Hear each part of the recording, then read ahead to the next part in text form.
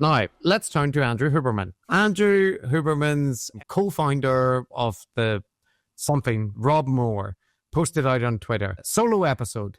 These are episodes with just Andrew, weeks of preparation, and a full day spent recording. No transcript, no teleprompter, just 2 cameras and a microphone. Our guest episodes are fun to capture, but the solos have a special magic to them. Tomorrow, we return with a solo episode, the first in months. It's on the vagus nerve, how it's critical to your mood, energy, digestion, resilience, and more. Make sure to tune in. And what he's helpfully added here is a picture of Huberman in a kind of minimalistic room with a black marble desk and black wall with a black and white photo on a couple of shrubs, wooden chairs. But across the whole table, there's just stacks of papers spread out, like individual pages, diagrams, all of it. And Huberman is there with his glasses, making notes on a sheet by hand, right? So this is how you do research, Matt. You put all the notes just laid out on the table, and then you sit with your pen and you read deeply and you scribble in the edges and so on. And it's like, people do this, okay? I have done this at various times when I was working on the essays and stuff when I was an undergraduate. But 2 things. One, now most of those papers are redundant because they're on screens in front of you for most people. And 2, it does seem somewhat performative to take a picture of that, post it out on social media. Because it's not a happy snap, right? It's a very nicely composed production style image epitomizing the intellectual work. And this thing, like on Lex Fridman and stuff, like this shtick of going, so much work. I've been preparing for months for this. I've read hundreds of books. Look, here's a photo of me doing the work, looking super serious. Part of the issue here is we've looked at Huberman whenever he's reviewing articles critically. We covered him doing the kind of journal club with Peter Adia, right? And Huberman cannot critically review research. He's like a pre-replication crisis researcher. And many people have pointed out the way that he overhypes small N studies, or, he draws wild extrapolations from fairly minor results. Or that he doesn't understand the basics of probability in t-tests. I think a great plot twist is if all of those papers on the table, they were all elementary tutorials on probability and t-tests, and he's there with his glasses studying them going, I just don't get it yet, but I'm working away at it. Carefully, Matt, you can see some of them are cross-sections of like the nervous system and whatnot, so it's high-level stuff, okay? And, all right. And just to be clear as well, it's not just that Lex and Huberman and whatnot do research. It's also that they're discovering things that nobody till now has really got. Only, maybe a couple of renegades. So here's what Huberman did. He retweeted that image, right? And he said, learned preparing for this one that, among other things, 90% of what you hear about the vagus nerve and HRV on the internet, people have 100% backwards. Tomorrow, I'll explain, and your HRV will thank you. So, everything you thought you knew about the vagus nerve, Matt, it's about to be blown. And Huberman's done it because he's done the work. He sat at the fancy table with his glasses and read the papers. And it's like research porn or something. Yeah. That's not something that actual researchers tend to post, right? Yeah. What do they call it? A super stimulus. Yeah. Yeah, that's the point of it. Yeah, I mean, the thing that I learned about him recently is like we already knew about just like how many commercial endorsements he's got. He must be just raking in so much money because there's dozens and dozens of sponsorship deals and so on in play. But the one that I learned about recently, I didn't realize this, was that he's sponsored by this company that makes those orange glasses, those red lens eyewear that filters out short wavelength light, because apparently the blue wavelengths late at night, would be bad, right? And that's a bit different from all of his other ones like AG1 and everything. Because with this, like this actually is connected, one, to his speciality in ophthalmology and sleep science and all of that kind of thing. And two, it's different because before he got this sponsorship, he's on record for like totally debunking all of, this stuff about blue light. He's given long talks about how, people say that, you got to wear, actually, it makes no difference. It doesn't matter. Totally skeptical about the whole thing. But lo and behold. But you actually want a ton of blue light early in the day and throughout the day. So don't wear your blue blockers then, or maybe even don't wear them at all. And at night, it doesn't matter if you have blue blockers on. If the lights are bright enough, then you're still going to be activating these cells and mechanisms. But at night, you really want to avoid those bright lights. And it doesn't matter if it's blue light or something else. And so there was a real confusion about the papers and the data when most of those product recommendations were made. That's why I partnered with Roca to develop these Roca wind down lens glasses. Now, Matt, another guru, one that wants to live forever, Bryan Johnson. This is just a short note that I have to mention about him. I mean, I don't have to mention, but how's it going? Well, we often highlight that he's not what he presents himself as. He presents himself as this person that's very focused on science, and he's all about like kind of self-experimentation, but quantifying things and just developing the best protocols. And my understanding of him is much more that he's like an influencer, another one of these wannabe gurus, promoting supplements, right? And doing things which don't align with like the best practices in terms of like trying to live forever. So another piece of data in my column is that he announced that he was starting taking methylene blue. He was saying that his urine is now blue. Methylene blue. What is methylene blue? Do you know? It's that food dye thing, the industrial dye that RFK Jr. and others have been promoting. It's basically like an alternative craze at the minute from the people that brought you ivermectin is a cure for COVID, right? It's that kind of thing. RFK Jr. was seen dropping it into his drink in a plane on a video. Yeah. It's an industrial dye, but like in any case, somebody, whenever I posted this, because he made some jokey comments as well, a guy responded to me on Twitter saying, "No, I think he's just joking about it because look, he made jokes, right?" And people haven't learned that these guys do both things, right? Like they are promoting it, and yes, they make ironic, self-deprecating comments, but that doesn't mean that they aren't promoting pseudoscience, right? So a couple of days later, he then produced a big long thread. I'm experimenting with methylene blue. Clinical trials in humans show promise for brain health. Animal studies show minimal to no efficacy in lifespan extension.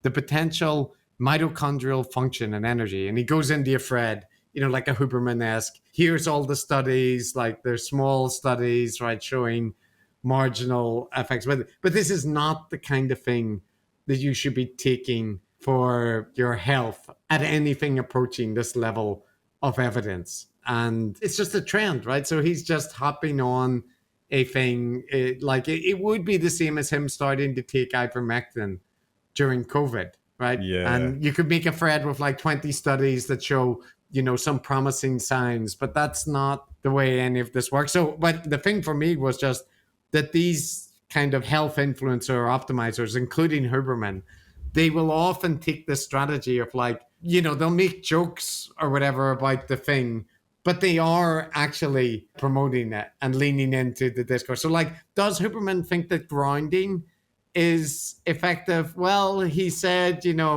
various things about it, and he hasn't completely endorsed it himself, but he's also been very open to the possibility and, bathing in negative ions beside running water, Matt. That's research that's been validated. And yeah, so I feel like people should be aware that the kind of ironic pose and comedy pose is a defense mechanism that people adopt to allow them to both promote something and distance themselves from it if they need to as well. And Bryan Johnson, just not a scientific person in any respect, no matter how many blood tests he's doing or whatever. But I'm reading about mitochondrial function from alphahormones.com, and it enhances mitochondrial function, Chris.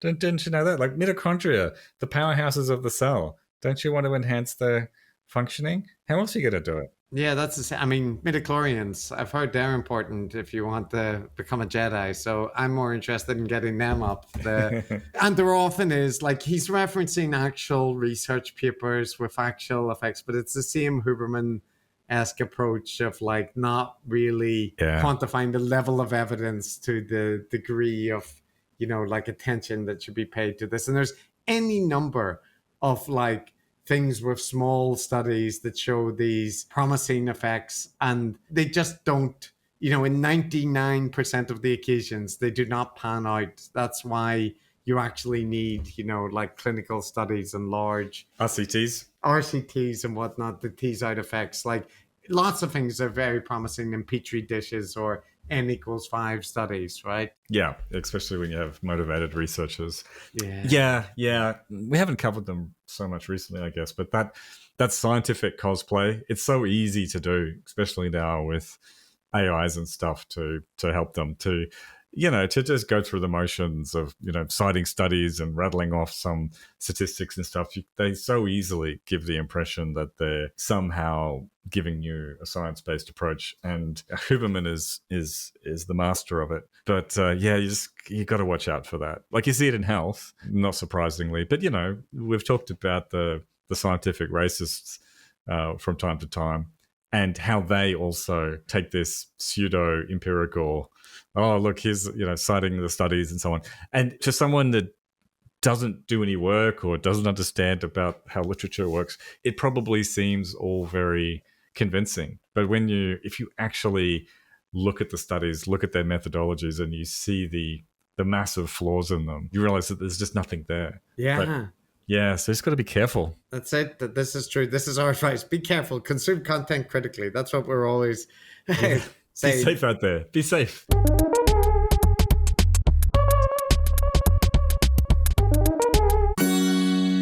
Joe Rogan, talking about vaccines. Joe Rogan had on a friend of his called Bryan, who's a member of the kind of Rogan Brat Pack, right? The comedians that orbit around him in Austin. He's on another podcast called The Fighter and the Kid. He's interested in MMA. So in this case, he was on a kind of Rogan episode focused on MMA. I provide that context because I just want to point out that Bryan Callen, not someone in general, Matt, that you should be going to for anything. But in this occasion, he does offer a little bit of a pushback when it comes to Rogan stuff. So listen to this. Let's get to the bottom It's of like that. anorexia. What's causing all that? How come 1 in every 12 kids who's a boy in California has autism now? Because that's what's going on. That's what's going on in California, which has one of the strictest fucking vaccine policies. 1 in 12. Did I say vaccines cause autism? Maybe I will. Well, RFK's getting to that, yeah. Yeah. And now Florida doesn't demand vaccines Yeah, for kids. that's dangerous to me. Yeah. I knew you'd jump on that train. Of course, it's dangerous, Brian. What are you It is. talking about? Tetanus, All vaccines. tetanus. So Tetanus, should tetanus, we No, still- no, should we no, just no, go down no. the road we're You on? need to bail on the tetanus thing because What do you mean? Suzanne Humphries. Educate his ass. Suzanne Humphries explained tetanus. She's not a She's like, vaccinologist. I know that woman. What are you talking about? So you're saying we she's a shouldn't have medical vaccines? doctor that absolutely understands tetanus. She said tetanus, all you have to do is keep the wound open and clean it. Oh, that's you such don't, bullshit. It's not Oh my bullshit. God, it's what not bullshit. bullshit. Do you know how many people die of tetanus Holy every year? fucking Very shit. few. What about Just Okay, stop. so let me ask you a question, Mr. Joe Rogan, Mr. Scientist. Are you saying that we shouldn't Don't have... do that. Don't call me Mr. Scientist. I'll start mocking you, and it's so much easier to are mock we, you. So are we not... So you don't believe in vaccines? You don't think we should have vaccines? It's not that I don't believe in vaccines. What are you saying? Kids It's I shouldn't have don't think you 74. should give a kid a Hep B vaccine when they're a baby. Different subject. I don't, no, MMA vaccine is absolutely connected to a host of serious, debilitating fucking problems that kids have gotten from them.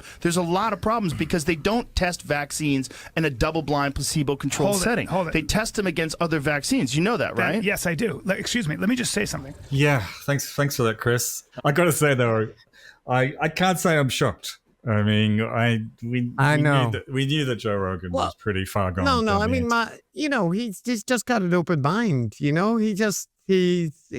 hasn't really decided on. No, yes, we know Joe Rogan is completely anti-vax rhetoric up to the gills. But Matt, did you notice there, by the way, that he called it the MMA vaccine? I mean, I know it's a slip of the We tongue. all make slips perhaps. of the tongue, Chris. We all pronounce things wrong sometimes. Yeah, but like in this context, right? Yeah. He's repeating every anti-vaccine canard that he can, right? Hepatitis B, you can't get that when you're a baby. Autism. Oh, am I saying about the rates of autism going up and all this? And the people that tried to argue initially that like Rogan's just talking about the COVID vaccines and, because they're new and it's not about anti-vaccine, it's about, the mRNA vaccine in particular and all that. This just shows, no, it isn't, right? It isn't. It never was. But this was always the way it goes. And now you're hearing like about the other kind of vaccines, right? And it also shows that how Rogan responds to pushback, right? Yeah. When people say he's somebody that likes to discuss things and stuff, doesn't sound like he's enjoying that there. Hearing someone disagree. No, he sounds like every conspiracy theorist who gets challenged. They generally don't take it well. No. And he didn't like it when the guy mentioned, Mr. Science. You can hear him kind of bristle, right, at that. And so, Matt, it continues. What I'm trying to say to you is that there are certain diseases. Pick up a history book.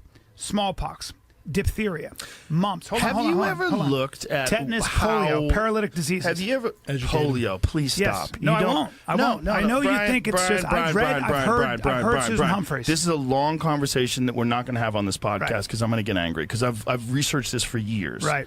Let's just. But you're not a scientist. I don't have to be a scientist to know that. Yes, you do. No, Brian, shut the fuck up. I don't have to be a scientist to read research to understand that they were spraying DDT all over the fucking country when everybody was getting polio.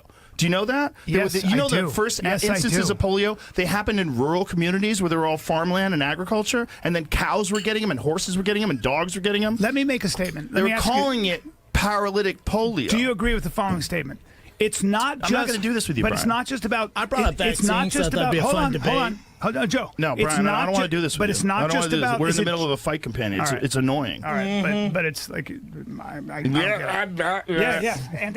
anti-vax. No one's anti-vax, It's not anti-vax. Questioning why there's so many, though. My kids are all vaccinated. And they're vaccinated, but they went on a delayed schedule. They delayed schedule. So did mine. So the spraying of the DDT caused the polio. Yeah, the polio. Because he's researched that, Matt. You remember he had a cooties folder on his phone. Like Joe Rogan, when he talks about like all the research he's done, I can just imagine Joe Rogan sitting over there, poring over research papers, going through the statistics and, oh, wow, like I didn't know that. He's not just talking about reading the bullshit that RFK Jr. and Brett Weinstein sent to him and reading, some hyperbolic abstract or something like that. He wouldn't mean that. He means getting deep in and, considering the evidence, Matt. Yeah. That triggers me a little bit. My uncle had polio as a kid before the vaccine. Oh, was he an agricultural worker or something? No, he was not. He was nowhere near DDT. This is why we study the gurus, right? Partly because for themselves, but also because they are perfect exemplars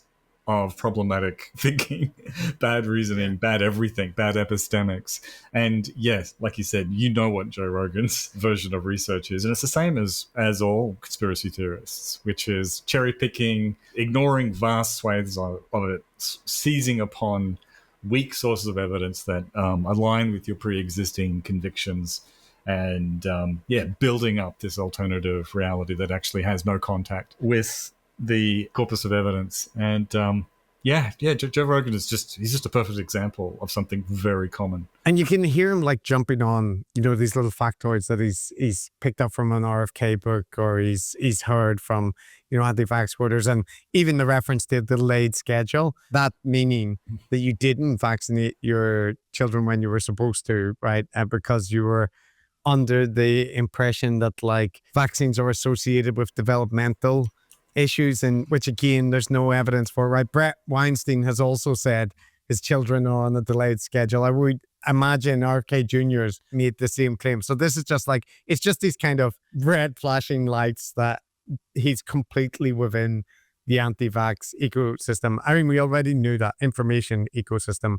We already knew that from his content, but this confirms it. And Rogan, again, bristling at the suggestion that he's not an expert you don't dare try to. I've researched this for years, and that's so counter to the thing where when he needs to escape, he presents it. Look, I'm just a guy.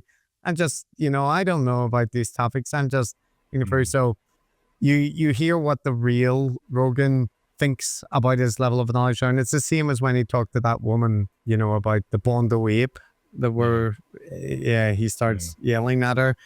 Last clip, Matt, from this section. Makes a pivot that you might anticipate. I think the problem is that the pharmaceutical drug companies have an exemption because of what they did in the 1980s with Reagan, where they allowed them to never worry about being sued. And that's when they ramped up the fucking schedule. And that's also the correlation. When you look at all the fucking host of all sorts of diseases and issues just that look start at happening with autism. kids. It's through autism the fucking is just roof. one. There's a lot of other autoimmune issues. There's a lot of like serious problems. I think there are three things that have pushed us beyond our biology, and the reason we don't have a lot of children dying: nutrition, sanitation, and vaccines. And I think anybody who says otherwise is, I think it's crazy. But you can't say all vaccines be. I didn't say all vaccines. But he's not saying all vaccines. I get very worried when people But he's not start saying all saying vaccines. It sounds like he is. Brian, you don't know what the fuck I'm saying. You don't. Well, I know because you don't want to talk about it. Brian, I don't want to talk about it in the middle of a podcast because it'll completely derail the podcast. And I'll start showing you statistics. If you look at when people stopped getting all of these diseases and then when the introduction of vaccines happened, it's at the end, after the diseases had already gone through the population.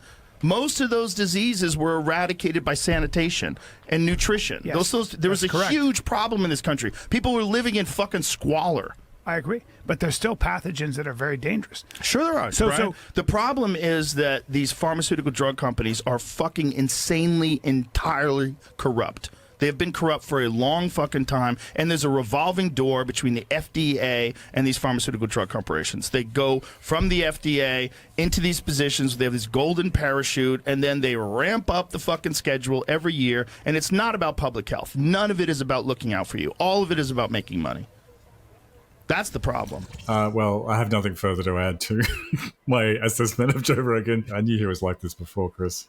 Yeah, but that's the kind of thing that when pressed, right, they just, anti-vaxxers always pivot to, so you're saying pharmaceutical companies are only acting in everyone's best interest? They don't ever focus on making profits, this kind of thing, right? And it's this trust of big tech and pharmaceutical companies and institutions and whatnot that it's very appealing. So like, if you argue back saying, well, no, like those are companies that are interested in profits, but they are still regulated and there still is very strong evidence for the vaccines. But like it ends up, the option is, if you disagree, you're defending these big corporate soulless entities. And then you heard the claims, which are easily refuted, about that it was all just due to improvements in sanitation and nutrition.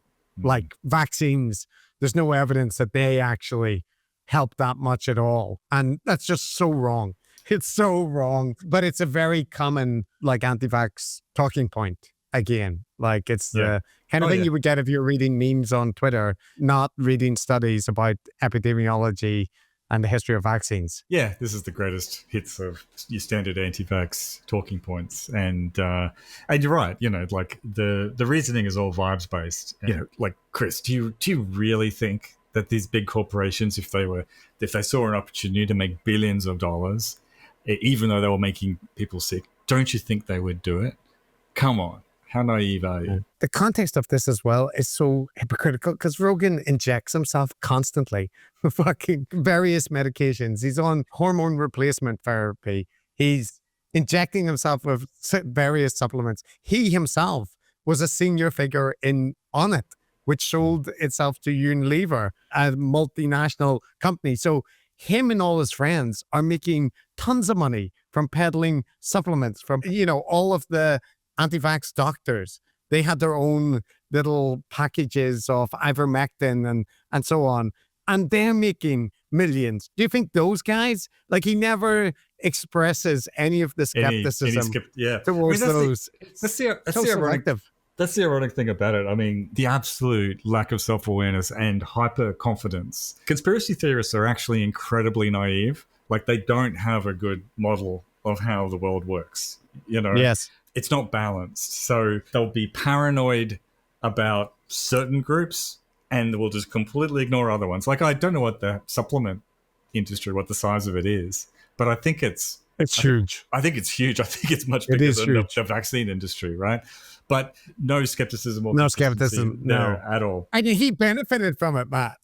I mean, even setting that all aside, in this specific case, he's somebody that personally made millions from selling a supplement company to a multinational. Like, oh. Yeah, but they don't question his motives. Or the revolving door that he's talking about, right? The golden parachute and all that. There is issues about, industry and industry regulation and things going. But in the current Trump administration, half of the people that have been guests on Rogan's podcast and, talked all nonsense are now in the administration, right? Robert Malone, Vinay Prasad, RFK Jr., they're all in senior positions, but he doesn't see that as a conflict at all, right? That there's a relationship between politics and anti-vax communities and whatnot with Trumpism. Yeah. And the other thing you see coming through loud and clear with Rogan is, again, very common with conspiracy theorists, is a complete overestimation of their abilities. They don't need expertise. They're a good researcher. They can figure stuff out by themselves. Do your own research. So it's a massive chip on you. You have to have a massive chip on your shoulder in order to think that you personally can figure all this stuff out better than all the people out there that have spent their entire lives focused on developing expertise in that thing. Now, that gets paired obviously with this like just generalized paranoia and conspiracism, which is that everyone else in the world has been duped, or they're corrupt, or they're lying, except me and my friends. We know. And, this is why conspiracism is correlated with narcissism. And you see it with Joe Rogan. Yeah. Like, it's the point that you made before. It's the same with Eric. A lot of them, and many of the gurus, they'll often pay lip service to this kind of sense of humility, Yeah. And it's nothing more than that. They have this massive chip on their shoulder, and they get very angry and upset when anyone challenges them. Bill Maher, noted vaccine skeptic Bill Maher. I've been a vaccine skeptic. I'm a skeptic of everything medical. Host of Real Time on HBO for a long time. So he was having an episode and special guests, Andrew Huberman, Christopher Rufo, and Frank Bruni. Right? But it was just like Huberman, Christopher Rufo, and Bill Maher together at last. All of the stars are out tonight. And of course, the topic of vaccines comes up. Bill Maher talks about his skepticism. Huberman does his very serious science community. Well, I'm somebody that respects science, but he does go on to explain that. Bill Maher says, look, my thing is maybe we just know like 20% of medicine. Like maybe out of the total knowledge of everything, we're just at like 20%. So we should have some humility. And Huberman corrects him, maybe 10%. Maybe he'd put it at 10%. Right? And if you had 100%, is everything we could possibly know about medicine and how the body works. Mm-hmm. My difference with a lot of people is they think we're at 90%. I think we're at 20. I think we're at 10 at best. 10. He's not endorsing all of the anti-vaccine stuff, but mRNA vaccines, Matt, they are a new technology, and there is people that have raised concerns.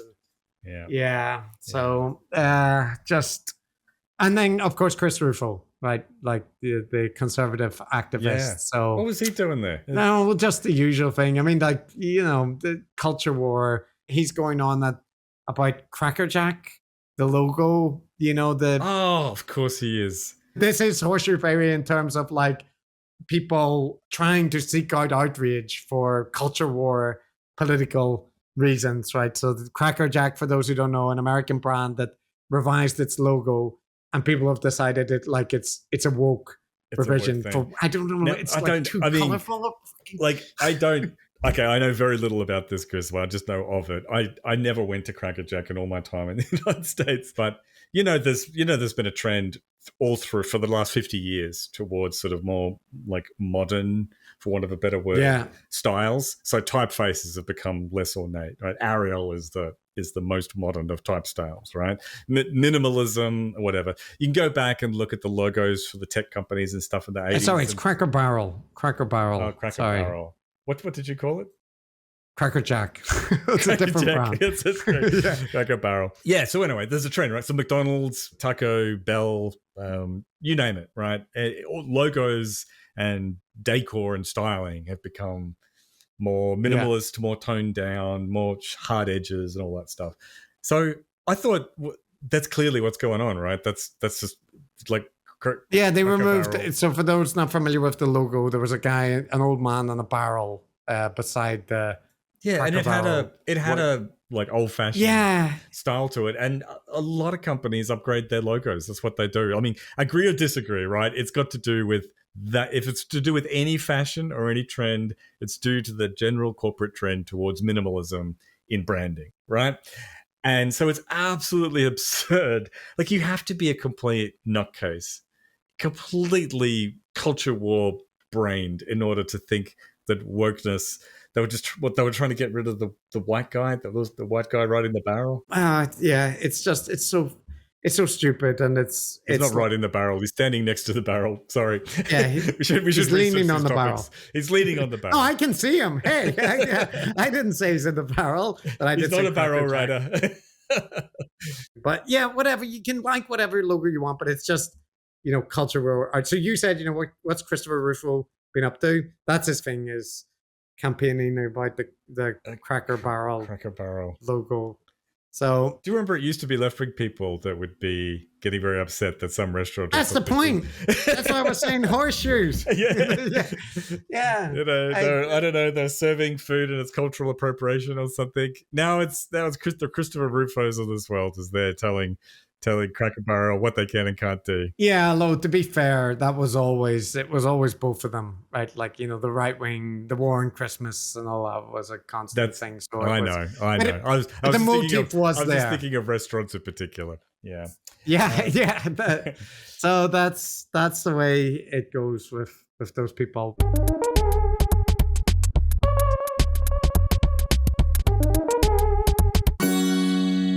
Do you know who Mike Israetel is? He's a bald YouTuber, bodybuilder, exercise science guy who makes like these videos reacting to some Hollywood celebrities' workout routine or PewDiePie's new video about bodybuilding or whatever. And he has a self-deprecating style of humor, sarcastic style of humor, and he tries to like inject science-based analysis to whatever the people are promoting. That's how he brands himself. And his recommendations such as existed are mostly around things like don't eat too much, do exercise.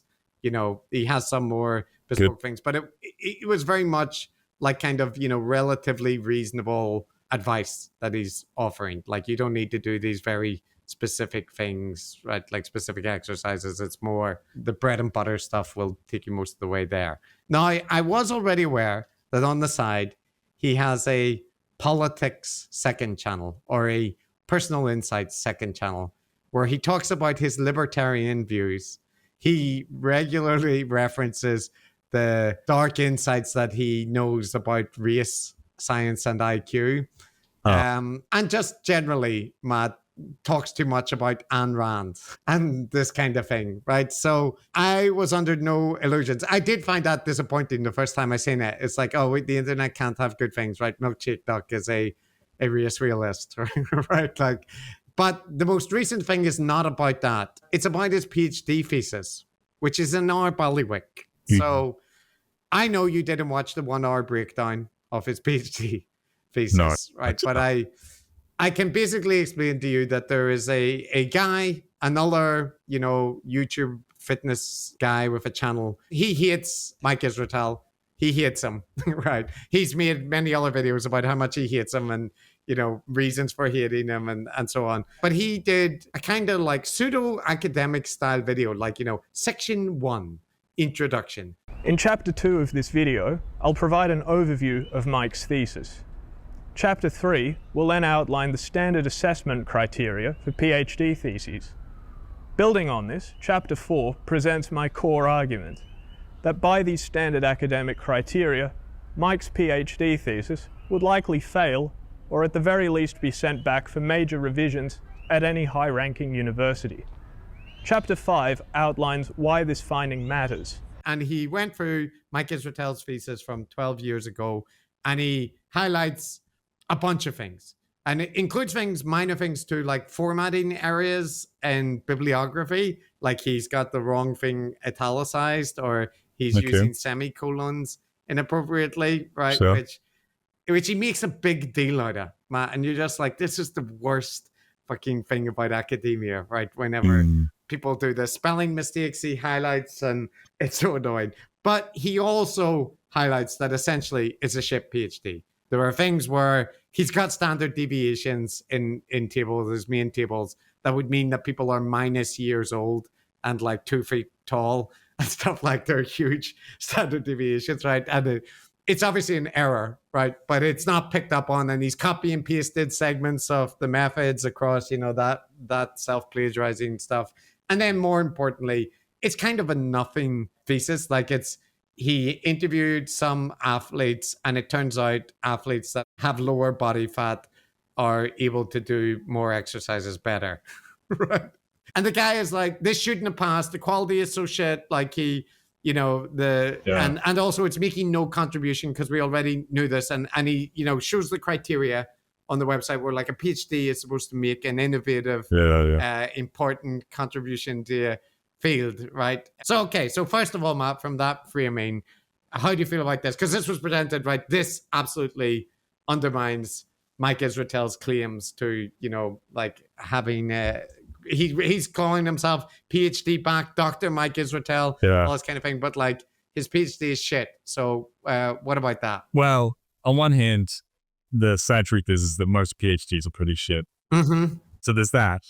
So it's not particularly unusual that someone who does a relatively shit PhD can go on to have a career where they make a bunch of decent contributions. Yeah, they do good things. Yeah. But on the other hand, like Eric and Brett continually touting their qualifications, I also don't like, because many PhDs are basically shit, you know, you really shouldn't be making a huge deal out of the mere fact about having a doctorate, because it just ain't all that. It's the very basic apprenticeship in becoming a researcher, and then it's really about what you go on to do with it. Would it surprise you to hear, Matt, that Mike Israetel, when he's talked about his own IQ, has rated it quite high? Does that surprise you? Yeah, seems consistent. Yeah. So the breakdown, it's overly pedantic at points. Who gives a shit about like a referencing error or whatever? And the guy is so fucking smug throughout it. This guy whose name is Solomon Nelson. I almost wanted to defend the PhD at every point, because like just that notion that you know, PhDs have to make like an innovative contribution. Like we all understand that.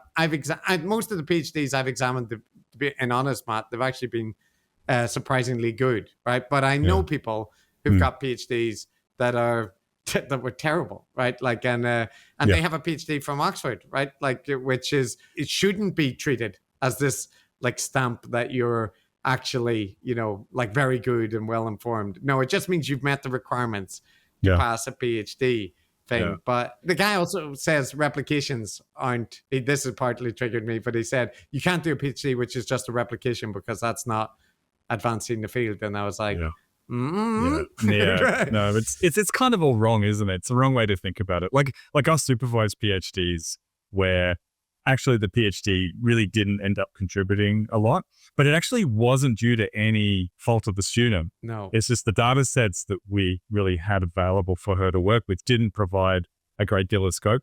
And I'm thinking of a particular student who went on to have a fantastic career, actually, like a real stellar career, far more, you know, just managing, you know, a team of 20 scientists and stuff like that. You know, very, very productive, very good thing. And then I've had other students who, you know, their published work from their PhD has actually been influential. It has actually been important. And, you know, credit to them, but also they were kind of lucky, and lucky sometimes in terms of us being in a position to support them with data sets and so on that would enable them to do that kind of stuff. So yeah, I mean, just don't, you know, it's an apprenticeship. Exactly. Yeah, and also you're exactly right, Matt. And I make this point to students all the time that like the old model was, you know, you got to torture your data so it makes it make it look like you've got no matter how bad revelation. It was, you can't pass with a PhD where it's all null results. but you can and should pass with that. And so Yeah. and null results and replications contribute to the scientific literature. So anyway, this is a wrong way. And if there's ever going to be a time in your career where you don't have access to a lot of funding and a lot of resources to support powerful, strong results, it's going to be during your PhD. So you should give people a pass on that. You don't give them a pass on, like, I still think we probably should be a little bit. We should be harsher. We should be harsher. They're handing out PhDs to people who are not really, I think, demonstrating capability, which is what I agree.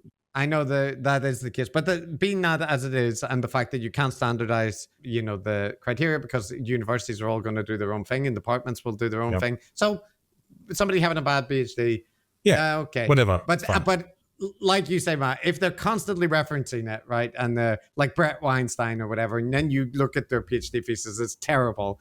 It's kind of like, okay, it's directly proportional to how much, because this was one of the arguments of like the economics guy, right, that said you shouldn't be bagging on Gary's master's thesis. But I think that's generally true. You shouldn't like hold someone, accountable for, they did a relatively bog standard, not great master's thesis. But Gary presents his master's thesis as like revolutionary and like none of the professors could appreciate it. And it was, that's the issue. So then you can look at it and say, well, no, it's not, right? Like it's just a normal, like limited master's thesis. Exactly. So, I would never go and, find someone's PhD or master's thesis and critique it unless they were someone who was promoting a lot of bullshit, including pseudoscience. Like, there's so many people out there with doctorates who are into, alternative health and woo and some of them have Nobels.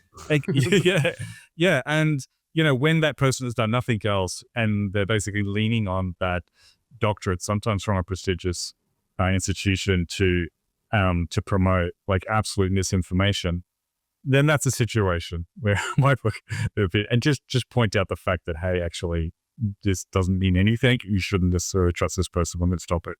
Do you like David Deutsch, Matt?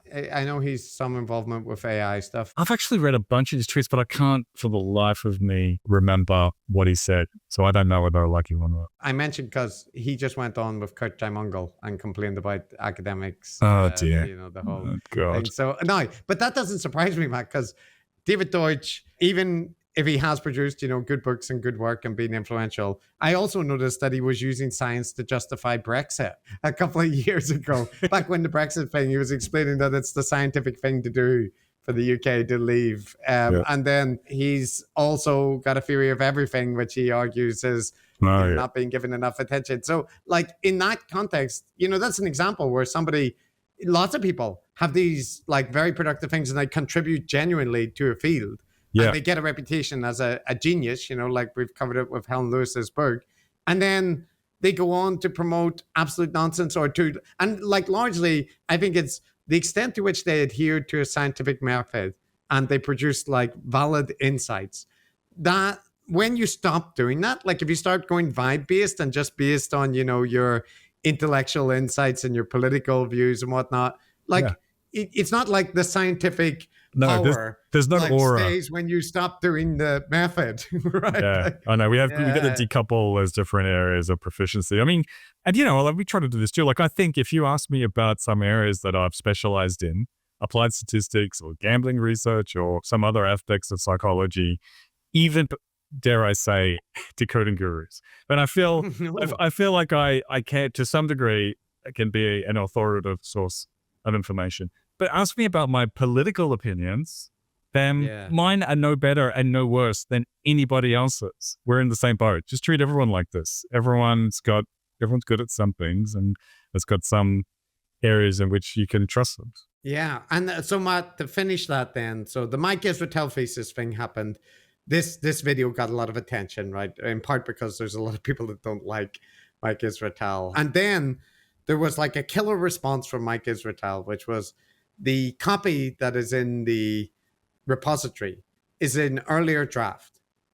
Here is in the actual submitted draft where all those errors are corrected. There aren't as many typos and the standard deviations are reasonable. So you critiqued, a version which was uploaded to the repository by accident, but actually the final version was, most of the things were dealt with. Mhm. Now, that actually would have been a very strong, I think, defense to, criticism. But then it turned out that people noticed that the file that was sent, I generally don't respect this online forensics, but in this case, it turned out to be the case where it was created by his PR agency, and it was like a Frankenstein document where some of it was like from the old document with the university stamps on it, and the other bit was like a re-edited document from this year or last year, right? Like, so he had fixed it and then tried to say this was an old one, right? And then that would be just a he said, she said thing. But then Mike Israetel came out and said, oh no, actually, that is a new document. But I found the actual older one, which was sent to me by a supervisor, and it's not the one that's up on the, and he's subsequently... So he's caught in a web of lies, right? It's just like he's reacted very badly to this, and it's so unnecessary too. Like, the correct response to this is, yes, it was kind of a shitty PhD. I made a bunch of mistakes. I was young. What are you going to do? I mean, like, I'm sure if anyone wanted to dig up my PhD, you would find all kinds of errors in it, right? I bet they're in there. I think my PhD was okay. I published a few papers from it that got cited quite well. So there were a few gems in there, but I also know that a lot of it was kind of shit. It was the first thing I ever did in academia. Of course, it's not going to be... You can go download my thesis if you want. It's on the Oxford repository. It's fine. It's fine. Okay. It's okay. I think the literature reviews are really good. Like, they still hold up. So if you want to... I remember I did a bunch of things, but I proposed a few methods in my thing. Some of which I stand by, and some of which, it's 2020 hindsight, I think are a really bad idea and nobody should ever use. That's it. So, if people want to do some digging, you tell me which ones. Which is which. Oh, that's a good thing. Yeah, I stand by most of the things I wrote. I think I can't remember, but anyway, I did a big re-edit of mine, and with the corrections, and I think the version that went up was okay. So, but in any case, it doesn't matter, right? It doesn't matter. It's not going to be your best. The thing. It doesn't matter. That's right. One, you shouldn't be pointing to your PhD as this source of authority, because it just isn't. Like, he didn't need to lie. He didn't need to. No, he didn't need to make a new version in this year. This is the thing, and this is the same thing that happened with this guy, Pirate Software 4. He's like another YouTuber where he got caught basically behaving like a bit of an arsehole in World of Warcraft, right? It was on video.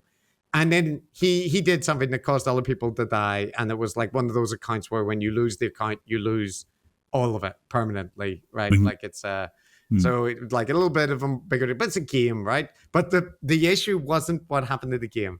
The issue is afterwards, he couldn't accept any blame. And then people started to look at the other things, and they found more issues, including things that he exaggerated about his history, and he could never admit at any point, and he could have stopped it, just at the start, and he ended up absolutely destroying his reputation, because he just can't stop digging a hole. And Mike Israetel seems similar in this respect. I feel like this is also similar to a little drama with Hasan Piker, who apparently the dog, uses a shock collar on his dog. Allegedly uses a shock collar. There is video of the dog apparently being shocked. He seems to have been shocked, and there are layers of explanations and denials and excuses, and keeps so this going. is like the current, at the time of speaking, the current most up-to-date thing is that there was a video where Hasan scolds his dog when it moves off the place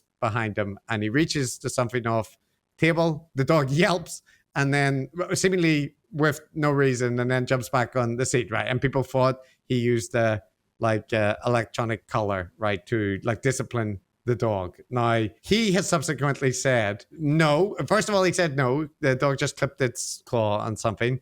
But then he came out and said, well, it is because people were doing the forensic online thing of zooming in and, seeing there's a light on the collar, right, and whatnot.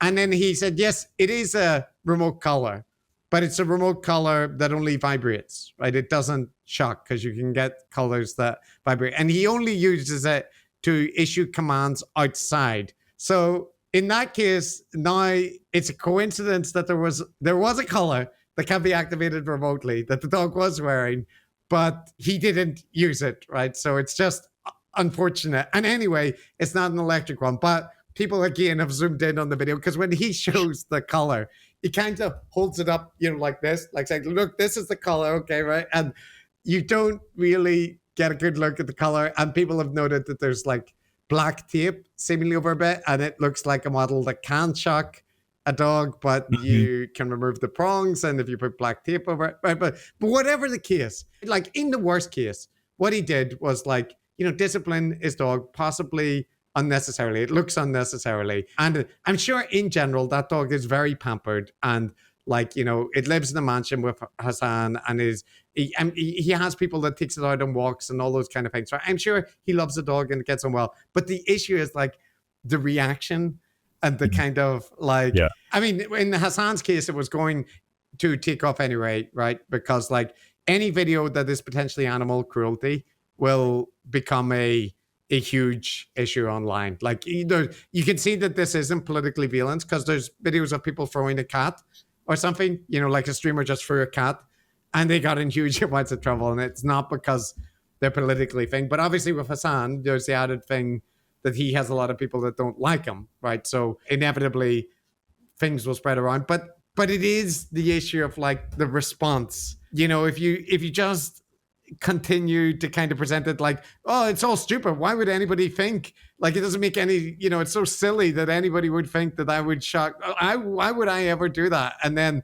you're saying, well, he was wearing a remote color and he does jump. Like it's not silly for people to make that lump, but the reaction makes it into a bigger deal. And like, if he did shock his dog, it doesn't mean like his dog needs to be taken away. People use shock collars, right? Like it's a thing. I wouldn't. I've never done that, but there you can buy them in America in some states. So people are, calling animal protection services and whatnot. And like that to me just seems, no, that's way too extreme. I don't like Hasan and his politics and stuff. And I do think he probably shocked or at least vibrated his dog for, daring to move off its position. But like, no, I'm sure that dog is treated very well in most occasions. The shocks are a little bit of rain on an otherwise sunny life. That's it. Like who hasn't, electrified pets or children, just most of the time you're not doing that. Right? I kind of am impressed that like, for all the political controversies and all the kind of thing, like basically Hasan's persona in liberal media in particular has been generally quite positive. Like mostly it's puff pieces, and if they mention something about the controversies, it's very minor, right? But this event is not like that. It's become a major talking point. There's articles being published about it, and they're bringing in like unrelated negative things because it's like a negative story. So it's kind of surprising that just this little action of whether he did or did not shock a dog, that's a big problem. This is, something that we got to cover. We got to be appropriately critical. But the Hoofy Parrot interview that we covered, which was terrible, it was so terrible. That's fine. Or that's not a big, that's just journalistic. So it is funny what like catches on online. But I think the difference is like some things you can rationalize away. And the bad political differences. That could be rationalized away to the nth degree. But there are some things that it's difficult to rationalize away. And those are the ones that will get you. And the internet doesn't like it when people do denials and they don't like respond well enough. It's not OJ Simpson era anymore. You can't just like hold up, a glove and say, if it does not fit, you must acquit and win the case. Like, so anyway, whatever happens, the podcast position is no shock collars. We're not in favor of them. But if you do, but maybe sometimes. A little shock collar. No, I'm not going to use them, but I'm not going to judge the entire world. I don't have to deal with training dogs, so I don't know. Andrew Huberman, he tweeted out something quite incredible. we've called him out for his playing footsie with grinding, for his tendency to promote like low quality studies and to suggest like the placebo effect could be used instead of vaccines, various other things that he's done, or completely contradicted his stance on light therapy when he gets sponsored. Or just his incredible grifting. Yeah, there's so many. We could go on. Let's not reprise it all now. But yes. Yeah, but let's just, maybe one more, just that he castrated his dog, but then he started injecting his dog with testosterone, and his dog looked at him as if to say, "Thank you, Andrew." Thank you, Andrew. that was another of his classic tweets. But this one's up there. So this is like down in a follow-up to a tweet, and he said, "The other is that dog breeds with different shaped heads are predictive of their demeanor and intelligence. And while I don't, ! Believe in phrenology." When someone says that, by the way, Matt, when they say this disclaimer, I don't do this. So let's see what he does believe in. "I now do pay some attention to how the shapes of people's heads relates to their intellect and steadiness or lack thereof. And mind you, I did not describe what I think is the direction of the effect. So don't leap to assumptions." What does that even mean? Sorry, he's not a phrenologist, but he does look at the shape of people's heads and judge their intellectual. But don't prejudge him back, because he didn't say the exact shape that correlates to like a positive assessment. That's right. So it could be flat heads or pointy heads that, you don't know what he thinks. It could be either or is good. We don't know. And that's not phrenology, Matt, because he was clear it's not phrenology, right? Like, no, almost by definition, judging people's intellect by the shape of their skulls is phrenology. but for Huberman, no, it's enough. And it's a beautiful strategic disclaimer. It's a beautiful illustration of that. Yeah, that is up there with, I'm not a racist, but coming out with something incredibly racist. Idiots will say I'm a phrenologist just because I'm judging people by the shape of their skulls. Those fools. How dare you? Well, I'm cut from a different cloth, Chris. I judge people by the shape of their tweets. And Huberman is an idiot. He's not a phrenologist. He's not anything. He just says dumb shit. It doesn't make sense. The annoying thing about that is it just doesn't make sense on any level. Just because you're not telling people which what shape of skull is associated with the good and the bad thing, that doesn't make it not phrenology. That doesn't, dear oh dear.